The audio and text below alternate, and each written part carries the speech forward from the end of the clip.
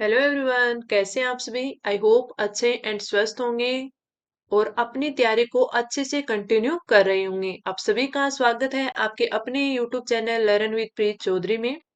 जैसा कि आपने थंबनेल में देखा, हमारी जो क्लासेज है वो हमारे आर एस 2024 की आर एस 2024 के पेपर फोर्थ की क्लासेज है वो चल रही थी, जिसमें हम हमारे हिंदी के टेस्ट है वो कर रहे थे। टेस्ट में हम पार्ट ए प्लस में बी और सी है इसमें कवर करते हैं। पहले मैं आपको पहले जो एक क्वेश्चन है वो बी व सी पार्ट का देती हूँ, जो आप घर पे उसकी प्रैक्टिस कर पाओ। उसके बाद वो आप उसको लिखते हो, फिर हम सॉल्यूशन करते हैं, तो आप भी उसमें और अच्छे से देख पाते हो कि आपको और क्या ऐड करने की जरूरत है, कहाँ तक हमने है उसमें अच्छा किया है और कहाँ हमें और सुधार करने की जरूरत है। आज के टेस्ट की बात करें तो हम पार्ट ए करेंगे और कल का जो हमारा टॉपिक दिया गया था वो करेंगे और आगे का टॉपिक है हमें देखेंगे।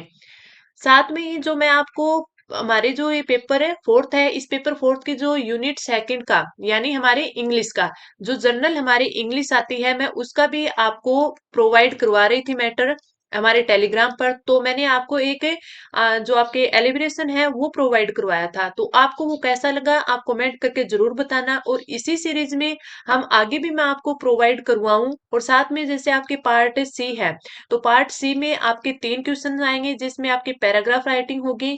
उसमें आपको 3 टॉपिक दिए जाएंगे और उन 3 टॉपिक्स में से एनी वन पैराग्राफ है आउट ऑफ 3 आपको उसमें करना होता है, 200 वर्ड का करना होता है। तो आपको इसका भी जो कंटेंट है वहां पे टेलीग्राम पे प्रोवाइड करवाया जाएगा। साथ में एलिब्रेशन की भी बात करूं तो वही आपकी 3 थीम दी जाती है, आपको उनमें से एक करना होता है। और आपका फिर लेटर राइटिंग बच गया, तो लेटर राइटिंग हो गया, रिपोर्ट राइटिंग होगी, वो भी आपको लगभग 150 वर्डों में करना होता है। तो ये सारे मैटर जो हमारे यूनिट 2 पेपर फोर्थ की यानी इंग्लिश का है आपको टेलीग्राम पे प्रोवाइड करवाया जाएगा। और पेपर फोर्थ की यूनिट फर्स्ट यानी आपको हिंदी है यहाँ पे आपको करवाई जाएगी। तो चलिए आज के टेस्ट को स्टार्ट करते हैं। सबसे पहले हम बात करें तो हमारा जो क्वेश्चन है वो है विलोम शब्द का। हमें क्या करना है, विलोम शब्द लिखने हैं, जिसमें हमें सबसे पहला दिया गया है वेदना। सबसे पहला क्या दिया गया है, वेदना। और इसका अगर हम विलोम की बात करें तो वो होता है आनंद। ये क्या होता है, आनंद। वेदना का विलोम होता है आनंद। अगला में दिया गया है, वो दिया गया है निर्विकार। निर्विकार, अगला क्या दिया गया है, निर्विकार। निर्विकार की अगर हम बात करें तो इसका विलोम होता है सविकार। निर्विकार का विलोम होता है सविकार। वेदना का आनंद, निर्विकार का सविकार। और अगला हमें दिया गया है प्रीति। प्रीति का होता है यानी बैर। प्रीति का क्या होता है, बैर। ये जो चीज है इसको आप शब्द शुद्धि के हिसाब से भी अच्छे से देखना, क्योंकि कुछ शब्द होते हैं जो आपको इसमें पूछे जाते हैं और शब्द शुद्धि में भी उनमें कुछ है वो अशुद्धि देकर हमको पूछ ले जाते हैं। तो जो भी टॉपिक की हम हिंदी में प्रैक्टिस करें, कोई भी हो व्याकरण का, उसमें हर शब्द हमें अच्छे से पढ़ना और लिखना आना चाहिए, ताकि हम जो शब्द शुद्धि के जो 2 नंबर है वो अच्छे से ले पाए। शब्द शुद्धि और वाक्य शुद्धि। अगला जो हमारा क्वेश्चन विलोम शब्द का चौथा में दिया गया है, उन्मूलन। चौथा क्या दिया गया है, उन्मूलन दिया गया है। उन्मूलन और इसका जो विलोम होता है वो होता है रोपण। क्या होता है, रोपण। या फिर हम मान ले स्थापना। रोपण या फिर स्थापना। रोपण या स्थापना। अगला हम बात करें, हमारे अगले क्वेश्चन पे बढ़ते हैं। अगला क्वेश्चन हमें दिया गया है उपसर्ग का। अगला क्वेश्चन किस चीज का दिया गया है, उपसर्ग का दिया गया है। इसमें हमें बोला गया है कि उपसर्गों के संयोग से दो दो शब्द बनाइए। पहला हमें दिया गया है अभि उपसर्ग और दूसरा दिया गया है उद उपसर्ग। अभि उपसर्ग की बात करें तो इससे बनने वाले शब्द जैसे अभिमान। अभि से कौन सा बन सकता है, अभिमान। अभिमान के अलावा अभिमन्यु। अभिमान, अभिमन्यु, अभियान, अभियान। और इसके अलावा क्या बन सकता है, अभियान के अलावा अभिप्राय। क्या बन सकता है, अभिप्राय। अभिप्राय। तो हम लिख सकते हैं अभि उपसर्ग से बनने वाले शब्द अभिमान, अभिमन्यु, अभियान और अभिप्राय। अगले बात करें, हमें उद उपसर्ग दिया गया है, तो उद उपसर्ग से बनने वाले शब्द जैसे उद्घोषणा। क्या लिख सकते हैं, उद्घोषणा। उद्घोषणा। और उद से बन सकता है उद्भव। क्या बन सकता है, उद्भव। उद्भव के अलावा उद्देश्य। उद्देश्य। और क्या बन सकता है? उद्घाटन। उद्घाटन। तो ये हमारे क्या है? उद उपसर्ग से बनने वाले शब्द। आपको दो दो पूछा है तो आपको दो दो ही लिखने हैं। ये तो मैंने आपकी प्रैक्टिस के लिए बता दिए कि हो सकता है किसी को अभिमान माइंड में आया तो किसी को अभियान आया होगा, किसी को अभिमन्यु तो किसी को अभिप्राय। तो अभि उपसर्ग से बनने वाले शब्द अभिमान, अभिमन्यु, अभियान और अभिप्राय। उद उपसर्ग से बनने वाले उद्घोषणा, उद्भव, उद्देश्य और उद्घाटन। अब हम बढ़ते हैं अगले क्वेश्चन पर, और अगला हमारा क्वेश्चन है पर्यायवाची का, जिसमें हमें बोला गया है कि जो शब्द दिए गए हैं उनके दो दो पर्यायवाची लिखने हैं। सबसे पहले हमें जो शब्द दिया गया है वो है खिड़की। खिड़की की अगर बात करें तो इसके जो पर्यायवाची होते हैं तो एक तो हो जाएगा झरोखा। क्या हो जाएगा? झरोखा। खिड़की, झरोखा। एक इसका हो जाता है गवाक्स। क्या हो जाएगा? ग्वाक्स। एक इसका वातायन। वातायन। ये तीनों तो हमें याद ही रहते हैं, झरोखा, गवाक्स और वातायन। एक और आप याद कर सकते हो, दरीचा। क्या याद कर सकते हो? दरीचा। ये भी खिड़की का पर्यायवाची है। तो झरोखा, ग्वाक्स, वातायन तीन तो हमें याद ही है, चौथा और याद कर लेना, दरीचा। खिड़की के पर्यायवाची झरोखा, ग्वाक्स, वातायन और दरीचा। अगला हम देखते हैं कमर। कमर की बात करें तो इसके हो सकते हैं पर्यायवाची कटी, कटी, लंक, लंक, मध्यांग, मध्यांग और इसका श्रोणी, श्रोणी। तो इनमें से कमर में से हमें दो याद थे, कटी और श्रोणी। हमें दो याद करनी है, लंक और मध्यांग। लंक और मध्यांग। तो कमर के क्या हो जाएंगे? कटी, लंक, मध्यांग और श्रोणी। बार बार मैं इसलिए रिपीट कर रही हूँ, बार बार आपको बता रही हूँ ताकि आप इसी क्लास में इनको याद कर ले। अब हम बढ़ते हैं हमारे अगले क्वेश्चन पर, जिसमें भी हमें दो दो पर्यायवाची लिखने हैं। हमें पहला दिया गया है घी और दूसरा दिया गया है तरकेश। अगर हम घी की बात करें तो घी से कौन कौन से पर्यायवाची बनते हैं? घी का एक तो बनता है घृत। घी का क्या बनता है? एक तो घृत। एक बनता है कलश। घी का पर्यायवाची घृत, कलश, कुंभ। क्या होता है? कुंभ। और इसके अलावा कूट। कुंभ और कूट। तो घी का घृत, प्लस कुंभ और कूट।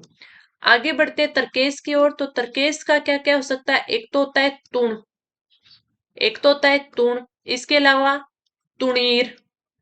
तुणीर। और ये शब्द शुद्धि में आपके आता है तुणीर, जिसमें आपकी मात्रा है वो बड़ी दे दी जाती है। तो तुणीर है वो, इसमें छोटी मात्रा आती है, तो ये यहाँ पे ध्यान रखना। आगे हम बात करें, आपका तुणीर आ गया और आपका तुण आ गया। एक इसको बोलते हैं निसंग। क्या बोलते हैं? निसंग। निसंग। सै पे बिंदी होती है, निसंग। और एक आपका होता है उपासंग। एक आपका होता है उपासंग। उपासंग। तो आपके घी से घृत, कलश, कुंभ और कुट। तरकेश से तुण, तुणीर, निसंग और उपासंग। तर्कस के तुणीर, उपासंग, निसंग और तुण। तुण। ठीक है। अब हम आगे बढ़ते हैं। अगला हमारा क्वेश्चन है पांचवा, वो है शब्द युगम का, जिसमें हमें अर्थ भेद है वो स्पष्ट करनी है। पहला हम दे रखा है कान और कानी। पहला दे रखा है कान और कानी। दूसरा है जगत और जगत। कान की बात करें तो हमारा कान यानी करण। कान यानी करण। ठीक है। कानी का अर्थ होता है मर्यादा। कानी का अर्थ क्या होता है? मर्यादा। कानी का अर्थ होता है मर्यादा। तो कान, करण, कानी, मर्यादा। अगला आता है जगत। इस जगत का अर्थ होता है संसार। जिसमें हलंत होता है उसका अर्थ होता है संसार। इसका अर्थ होता है संसार। और जो ये जगत होता है, जो पूरा लिखा हुआ होता है, उसका अर्थ होता है कुएं का चबूतरा। इसका अर्थ क्या होता है? कुएं का चबूतरा। वेरी इंपॉर्टेंट है, काफी बार ये आई हुई है एग्जाम में। जैसे पटवारी, ग्राम सेवक हो गए, इनमें भी काफी बार पूछा जाता है। तो कान का कारण, कानी, मर्यादा, जगत का संसार और जगत का कुएं का चबूतरा। आगे बढ़ते हैं। अगला हमारा जो क्वेश्चन है, निम्नलिखित शब्दों के शब्द युग्म का फिर क्वेश्चन आया है, जिसमें हमें शब्द युग्म बताने हैं। पहला में दिया गया खार और खरा। क्या दिया गया है? खार और खरा। खार की बात करें तो इसका अर्थ होता है राख। इसका अर्थ होता है राख या फिर सार। राख या सार। और खरा का युद्ध होता है विशुद्ध। अपन बोलते हैं ना खरी चीज है, खरा सोना है, ठीक है। तो खरा का अर्थ होता है विशुद्ध। खार का राख या सार और खरा का विशुद्ध। अगला है निहत और निहित। निहत और निहित। निहत का अर्थ होता है मारा हुआ। निहत का अर्थ होता है मारा हुआ, मारा हुआ। और अगर हम बात करें निहित की, तो निहित का अर्थ होता है रखा हुआ। बोलते हैं ना ये इसमें निहित है, ये इसमें रखा हुआ है, ठीक है। तो इसका निहित का अर्थ होता है रखा हुआ। खार, राग, खरा, विशुद्ध। निहत मारा हुआ, निहित रखा हुआ। आगे बढ़ते हैं, अगला आता है हमारा क्वेश्चन, वाक्यांशों के लिए सार्थक शब्द लिखिए, यानी वाक्यांश के लिए एक शब्द। पहला में दिया गया जिसका चिंतन न किया जा सके। जिसका चिंतन न किया जा सके, तो इसका क्या होता है? इसका होता है अचिंत्य। जिसका चिंतन न किया जा सके तो उसका होता है अचिंत्य। उसका क्या होता है? अचिंत्य। आगे बढ़ते हैं अगले पर। अगला हमें दिया गया है किसी कार्य के लिए दी जाने वाली सहायता। किसी कार्य के लिए दी जाने वाली सहायता, तो वो क्या होती है? वो होता है अनुदान। वो क्या होता है? अनुदान। अनुदान। किसी कार्य के लिए दी जाने वाली सहायता अनुदान। तो ये, अब हमारे आगे बढ़ते हैं, तो आगे हमारा जो क्वेश्चन दिया गया है वो है आपकी लोकोक्ति का। निम्नलिखित लोकोक्तियों का भावार्थ वाक्य के प्रयोग में स्पष्ट कीजिए। सबसे पहले हमें दे रखी है पानी पीकर जात पूछना। क्या दे रखी है? पानी पीकर जात पूछना। सबसे पहले इसका वाक्य, इसका सबसे पहले अर्थ देखेंगे, फिर इसका वाक्य में प्रयोग करेंगे। सबसे पहले इसका अर्थ देखिए कि पानी पीकर जात पूछना, तो इसका अर्थ होता है कि जो काम समाप्ति पर उसके सभी पहलुओं पर विचार करना। भी काम समाप्त हो गया, फिर उसके बाद उसके सभी पहलुओं पर विचार करना। तो इसका सबसे पहले हम लिखते हैं अर्थ। काम समाप्ति पर, समाप्ति पर उसके सभी, उसके सभी, उसके सभी पहलुओं, पहलुओं, उसके सभी पहलुओं पर विचार करना। पर विचार करना, विचार करना, ठीक है। ये तो हमने इसका क्या देख लिया? अर्थ देख लिया। अब हम इसका वाक्य में प्रयोग करेंगे। तो वाक्य में प्रयोग कर सकते हैं कि पहले द्वारका की शादी अनजान घर में कर दी, अब पूछ रहे हो लोग कैसे हैं, यानी आप तो पानी पीकर जात पूछने वाला काम कर रहे हो, ठीक है। फिर पहले तो लड़के की शादी कर दी अनजान घर में, ठीक है। अब उसकी पहले जान पहचान करी नहीं, क्या था कि कुछ था, ठीक है। अब उसका सीधे है क्या आप कर रहे हो, उसके बारे में पूछ रहे हो। तो हम इसका लिख सकते हैं कि पहले, पहले द्वारका, द्वारका की शादी,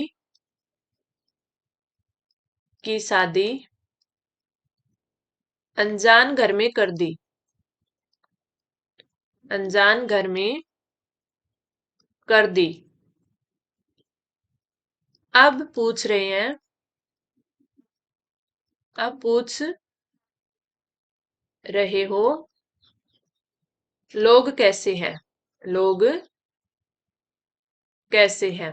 इसमें थोड़ा सा हिंट मिल जाता है कि मैं आपको इसमें बता दूं कि आप है वो किस प्रकार है इसका वाक्य में प्रयोग कर रहे हो। बाकी आपको जिस टाइम में माइंड में जो क्लिक हो, आप खुद पर से करें कि आपके खुद के माइंड में से जो आए उस वाक्य को आप लिखो। ये सिर्फ आपकी प्रैक्टिस करवाने के लिए है। आप इससे भी अच्छा कोई और एग्जाम्पल ले सकते हो, उसका वाक्य में प्रयोग कर सकते हो। तो लोग कैसे हैं? आप तो पानी पीकर जात पूछने वाला काम कर रही हैं, काम कर रहे हो, ठीक है। तो ये हो गया हमारी पहली लोकोक्ति, पानी पीकर जात पूछना, यानी काम समाप्ति पर उसके सभी पहलुओं पर, उसके सभी पहलुओं पर विचार करना। अब आगे बढ़ते हैं। अगली जो लोकोक्ति हमें दी गई है वो दी गई है मुल्ला की दौड़े मस्जिद तक। मुल्ला की दौड़े मस्जिद तक, यानी कि इसका जो पहले हम अर्थ देखेंगे, तो अर्थ होता है सीमित सामर्थ्य होना, यानी मुल्ला की दौड़ मस्जिद तक, तक आता है तो यहाँ सीमित ही आ जाता है। तो इसका जो इसका अर्थ होता है वो होता है सीमित सामर्थ्य होना, सीमित सामर्थ्य होना। थयादा है सामर्थ्य होना। ठीक है। वाक्य में प्रयोग करें तो सास और बहू में झगड़ा होते देख मुकेश कमरे में चला गया क्योंकि उसे लड़ाई रुकने वाली तो थी नहीं, यही है मुल्ला की दौड़े मस्जिद तक। यानी उसके ये सामर्थ्य में नहीं था, सीमित ही सामर्थ्य है उसका, तो वो कमरे में चला गया। तो अपन वाक्य में इसका प्रयोग कर सकते हैं। क्या करेंगे? सास और बहू, सास और बहू में झगड़ा होते देख, झगड़ा होते देख मुकेश, मुकेश कमरे में चला गया, कमरे में चला गया क्योंकि उससे, उससे लड़ाई रुकने वाली, रुकने वाली तो थी नहीं, थी नहीं, यही है मुल्ला की दौड़े मस्जिद तक, मुल्ला की दौड़ मस्जिद तक, मस्जिद तक। तो ये हमने इसका वाक्य में प्रयोग कर दिया। तो हमारी दोनों लोकोक्ति हो गई। पानी पीकर जात पूछना यानी काम समाप्ति पर उसके सभी पहलुओं पर विचार करना, और मुल्ला की दौड़ मस्जिद तक यानी सीमित सामर्थ्य होना। अब हमारा आता है पार्ट बी। और पार्ट बी में जैसा कि हमने कल, मैंने आपको पहले बताया था टेस्ट के लिए कि हम आप है वो कल एक पलवन लिखना यानी आप भाव विस्तार लिखना। कौन सी पंक्ति पर? जाकी रही भावना जैसी प्रभु मूरत देखी तिने तैसी। 100 शब्दों में लिखना है। आपके 10 मार्क्स का होता है ये। ठीक है। आज इस पर हम इसके सॉल्यूशन पे बात करेंगे कि हम इसको किस तरह से बेहतर अच्छा लिख पाए जिससे हम अच्छा स्कोर कर पाए। तो इसमें देखिए सबसे पहले हम देखेंगे ईश्वर की अवधारणा तो मनुष्य के अपने सोच के अनुसार है। वह ईश्वर को जिस रूप में देखना चाहता है ईश्वर उसी रूप में प्रतीत होता है।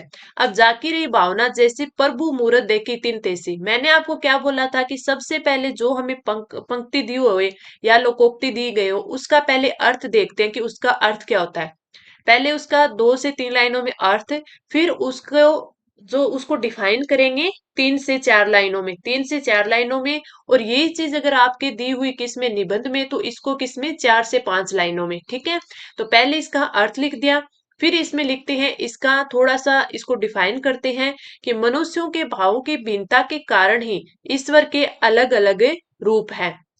यानी जो हम जैसी भावना रख रहे हैं प्रभु है हमें उसी मूर्त में दिख रहे हैं, यानी उनकी छवि हमारे मन में वैसी ही रहती है। तो वस्तुतः ईश्वर या सत्य व्यक्ति सापेक्ष है, अर्थात दृष्टि है वो सापेक्ष है। ईश्वर का, सत्य का, यहाँ तक कि इस जगत का रूप वही है जो किसी दृष्टा को भासता है। अब एक चीज आपने देखी जगत, ये देखिए जगत, और हमने ऊपर जो हमने किया था कि हमने अर्थ भेद किए थे जगत और जगत में। अब आपने एक चीज देखी कि ये जगत होता है संसार और ये जगत क्या होता है कुएं का चबूतरा। अब देखिए इसका यूज इसी में आ गया। और इसने किस कैसे लिख रखा है, ये देखिए जगत इस प्रकार लिख रखा है, इसमें हलंत दे रखा है। ठीक है। तो आप ये चीज देखिए कि हम जो भी चीज पढ़े उसको हम अच्छे से लिखे। हमें पता होना चाहिए। अब जल्दी में हमें जगत ये लिख दिया तो हमारा गलत हो जाएगा, ये फिर गलत हो जाएगा ना। इसलिए हमें जो हिंदी में जो भी पढ़ना है जितनी भी प्रैक्टिस करनी है अच्छे से करनी है। अब देखिए जो कि दृष्टा को भासता है प्रतीत होता है, इसलिए किसी भी वस्तु के अनुभव को दृष्टा की दृष्टि निर्धारित करती है न कि स्वयं में वस्तु। यानी अपना जो हम किस चीज को किस प्रकार देख रहे हैं, किस प्रकार उसकी छवि बना रहे हैं, वो ही हमें निर्धारित करती है, ना कि कोई वस्तु। ठीक है। तो सबसे पहले हमें जो लाइन दी गई होती है उसका हमें अर्थ लिखना है कि ईश्वर की अवधारणा तो मनुष्य के अपने सोच के अनुसार है। वह ईश्वर को जिस रूप में देखना चाहता है ईश्वर उसी रूप में प्रतीत होता है। यानी कि हम ईश्वर की जैसे अपने मन में छवि बनाएंगे वैसी छवि हमारे मन में बनेगी। फिर इसका विस्तार करते हैं थोड़ा सा कि मनुष्य के भावों की भिन्नता के कारण ही ईश्वर के अलग अलग रूप हैं। वस्तुतः ईश्वर हो या सत्य हो व्यक्ति सापेक्ष है, अर्थात कि जो दृष्टि है वो सापेक्ष है। ईश्वर का, सत्य का, यहाँ तक कि इस जगत का रूप वही है जो किसी दृष्टा को भासता है यानी प्रतीत होता है। अब ईश्वर का हो या फिर कोई भी चीज की सत्य का हो, यानी इस संसार का हम वो ही रूप देखते हैं जो कि हम प्रतीत होता है, जो कि हम जिसकी छवि बनाते हैं। इसलिए किसी भी वस्तु के अनुभव को दृष्टा की दृष्टि है वो निर्धारित करती है। यानी अपने को उस चीज के नजरिए की, अपन उस नजरिए के बारे में किस प्रकार सोच रहे हैं, अपना नजरिया उस चीज के लिए कैसा है, वो चीज है उसको निर्धारित करती है, न कि वो वस्तु। अनुभव वस्तुतः आत्मगत है। वह व्यक्ति की अपनी चेतना की प्रक्रिया है जिसको उसकी स्वयं की चेतना ही निर्धारित करती है। चेतना का स्वरूप गतिशील है, अतः वस्तु का अनुभव भी गतिशील है। अब अपनी चेतना है, अपन किसी चीज के बारे में छवि बनाते हैं तो अपन यहाँ से स्टार्ट करते हैं और यहाँ तक पहुंचा देते हैं। कितनी जल्दी, क्योंकि हमारी जो चेतना है वो चलती रहती है, हमारी चेतना है वो चलती रहती है। हमें जो एक बात सोचिए, अगर कोई पूछ लेने कि सबसे तेज चलने वाली चीज क्या है, तो वो अपना मन है। क्या है? अपना मन है। अपना मन है। अब हम कहीं रह रहे हैं जयपुर में, जयपुर में, और अपना मन है 1 सेकंड में हम जोधपुर में ले जाते हैं, जोधपुर में ले जाते हैं, तो सबसे तेज क्या होती है? अपनी चेतना ही चलती है, अपना मन ही चलता है। तो इसने बोला है अनुभव वस्तुतः आत्मगत है। वह व्यक्ति की अपनी चेतना की प्रक्रिया है जिसको उसकी स्वयं की चेतना ही निर्धारित करती है। चेतना का स्वरूप गतिशील है, अतः वस्तु का अनुभव भी गतिशील है, परिवर्तनशील है। इसलिए दुनिया में भाव की विविधता के अनुरूप ही ईश्वर की विविधता है। सही बात है। अब मुस्लिम है वो अल्लाह के रूप में मानते हैं, जो हिंदू है वो भगवान के रूप में मानते हैं, फिर सिख हो गए, ईसाई हो गए, सभी अपने अपने ईश्वर को अपने अपने रूप में मानते हैं। जीवन जगत, अब देखिए यहाँ पे भी जगत आया है तो संसार के बारे में है, तो जगत को शुद्ध रूप में इसने लिखा है, के बारे में दृष्टिकोणों और दर्शनों की विविधताएं हैं। किसी को राम प्रिय है तो किसी को कृष्ण, किसी को बुद्ध प्रिय है तो किसी को महावीर, किसी को ईसा तो किसी को मोहम्मद। यही चीज मैंने आपको बताई कि सारे हैं वो अपने भगवान को अपने अपने रूप में पूजते हैं, अपने अपने रूप में मानते हैं। आगे क्या लिखा है? इसी तरह हमारी सकारात्मक दृष्टि तो हमें गिलास आधा भरा हुआ नजर आएगा, और अगर वही दृष्टि हमारी नकारात्मक है तो आधा खाली प्रतीत होगा। यानी वो गिलास है, हमें क्या होगा? आधा खाली दिखाई देगा। आगे देखें, हम हमारी दृष्टि के अनुसार अपने समस्त रिश्ते बनाते हैं, चाहे वे ईश्वर को लेकर हो, चाहे वो मनुष्य को लेकर हो, और चाहे वो किसी वस्तु को लेकर हो। यह दृष्टि सापेक्षता ही हमारा जीवनानुभव है, जीवन यथार्थ है। ऐसे ही मिलते जुलते संदर्भ में पंचतंत्र में भी कहा गया है, यादृशी भावना यस्य सिद्ध धीर्भवती तादर्शी, अर्थात जिसकी जैसी भावना होती है उसको वैसी ही सिद्धि मिलती है। अभी किसी मान के देखिए कि किसी किसी को जानवरों से, पशु पक्षियों से काफी ज्यादा लगाव होता है, लेकिन जरूरी नहीं है कि उनको मनुष्य से भी इतना ही लगाव हो। बहुत सारी चीजें हम देखते हैं तो वही बोला है कि जिसकी जैसी भावना होगी उसकी वैसी ही सिद्धि मिलती है। ठीक है, तो ये था हमारा आज का पलवन। मैंने काफी अच्छे तरीके से आपको समझाने का प्रयत्न किया है। आई होप आपको अच्छे से समझ भी आया होगा। कुछ भी चीज समझ में नहीं आती है तो आप तुरंत कमेंट करके पूछ सकते हो कि ये चीज हमें समझ में नहीं आई। मैं आपको बार बार बोलती हूँ कि जो भी आप व्याकरण में पढ़ते हो, व्याकरण में पढ़ते हो, चाहे दिन में 1 पेज है वो कम पढ़ा जाए, लेकिन जितना पढ़ो और जितना लिखो उसको अच्छे से ध्यान से देख कर पढ़ो, ताकि हम उसको जो आंसर राइटिंग में लिखे तब हमारी अच्छे से आंसर राइटिंग हो और सारे जो शब्द है हम बिल्कुल ही शुद्ध लिख पाए। ठीक है, इसी से हमारे मार्क्स है वो हमें अच्छे मिलेंगे, हम अच्छा स्कोर कर पाएंगे। तो चलिए अब हम अगला जो हमारे टेस्ट का क्वेश्चन है वो देख लेते हैं। हमारा जो टेस्ट 24 होगा उसका क्वेश्चन है पार्ट बी का, जिसमें एक अवतरण का उचित शीर्षक दीजिए, लगभग 1/3 शब्दों में संक्षिप्तीकरण कीजिए। यानी 2 नंबर है आपके टाइटल के होंगे, शीर्षक के होंगे, और 8 नंबर आप जो संक्षिप्तीकरण करोगे उसके होंगे। ये जो संक्षिप्तीकरण है वो मैं आपको इस पीडीएफ में प्रोवाइड करवाई दूंगी, तो आप इसका प्रैक्टिस करना, इसका आप है वो संक्षिप्तीकरण लिखना, अच्छे से अच्छा टाइटल बनाना। चीज ध्यान रखना, सबसे पहले इसको एक बार पढ़ना, फिर दूसरी बार पढ़ना, फिर इसके 2 से 3 टाइटल लिखना, 2-3 टाइटल लिखे फिर हमें एक टाइटल है उसका बनाना है। कभी भी टाइटल है वो 3 से 4 शब्दों से ज्यादा नहीं होता है, यहाँ पर मैं शब्द की बात कर रही हूँ तो 3 से 4 शब्दों तक ही टाइटल लिखना चाहिए। टाइटल ऐसा हो कि वो सारा का सारा सार उसमें आ जाए, इसीलिए बोलती हूँ कि पहले आप 2 बार पढ़ो उसको, फिर आप 2 से 3 उसके टाइटल बनाओ और उन 2 से 3 में से उसका एक टाइटल है वो बना दो, ताकि वो सबसे अच्छा बने। ठीक है, फिर उसकी है अपन को 1/3 शब्दों में है उसका संक्षिप्तीकरण है वो करना होता है। तो इसी प्रकार आप इसका करना। कल हम देखेंगे कि इसका क्या टाइटल रहने वाला है और इसकी क्या है, किस प्रकार है हम इसका संक्षिप्तीकरण करेंगे। तो कमेंट करके जरूर बताना आपको क्लास कैसी लगी। अच्छी लगी तो लाइक करना, अपने दोस्तों के साथ शेयर करना, चैनल को सब्सक्राइब करना। और अब हम मिलते हैं अगली क्लास में। धन्यवाद।